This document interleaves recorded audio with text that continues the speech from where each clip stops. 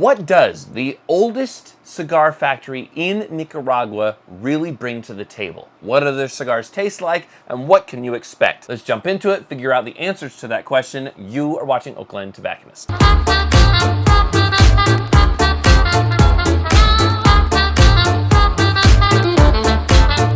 If you're interested in the Joya De Nicaragua, Antaño 1970, or many other cigars that they produce, check us out. You know where to find us. Please don't forget to like, comment, subscribe, hit the bell so that you are alerted every time we produce new content. I am smoking the Joya De Nicaragua Antaño. Antaño means yesteryear. There's so much heritage, history, rich history within this brand that perhaps some know or maybe don't know. You probably recognize the band. Joya De Nicaragua is quite popular, but maybe you don't know some of its history and really the rich existence that lies behind it. Good cocoa-y notes, earthy tones. There's a berry sweetness to it as well, and a little bit of coffee in there, intertwined. But overall, really good smoke output. It's performing really well in terms of burn, in terms of ash. This is kind of like the pillar of Joya De Nicaragua. Joya De Nicaragua really launched in 1968. In fact, it was headed up by two gentlemen by the name of Simon Camacho and Juan Bermeo. And they started back in 1968, originally fleeing Cuba and coming over to Nicaragua. Fast forward a few years later, they come out with Joya De Nicaragua. Joya De Nicaragua translates as Jewel of Nicaragua. This is the original factory that produces Criollo 98 tobacco within Nicaragua and supplies to a bunch of other companies such as Dunbarton Tobacco and Trust, I believe Dapper Cigar Company, and a few others. And now they've risen to popularity through being distributed by Drew Estate Cigars. And they have crafted a full lineup, some from the very, very premium to some of the everyday smokers to the more affordable.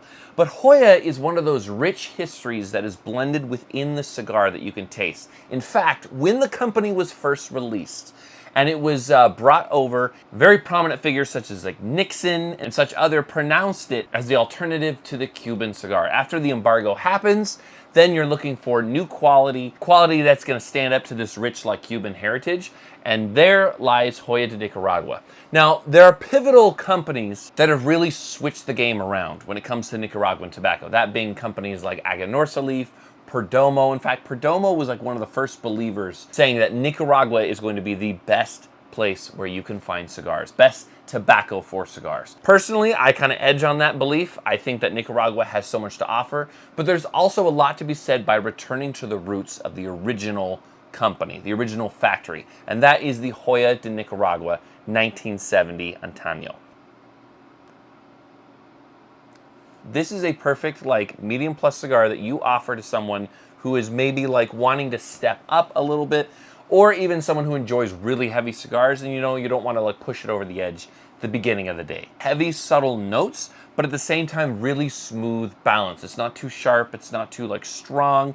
It has a lot of indicative things about Nicaraguan tobacco that tends to be more on the spicier side, the richer, the bolder side. Now that's not always in every case depending on what the blender does, but if you want the puro experience that is going to be somewhere in that middle, that really demonstrates Nicaraguan tobacco, this is an excellent choice to go with. And so Joya now, I think part of the reason it's so popular or well known is because as it's continued, it's stood the test of time. It has a very turbulent history during Nicaraguan Revolution and during the time of where people don't want to smoke anything but Cuban cigars. It's lasted throughout that time of history, and now it is distributed by Drew Estate Cigars. Drew Estate is of course very well known. People absolutely love Liga 9, Liga T52, the new Blackened series, Undercrown, the list goes on. And those two companies teaming up to bring distribution really helps get the heritage, the name of Joya out there. While Oakland Tobacconist is not known for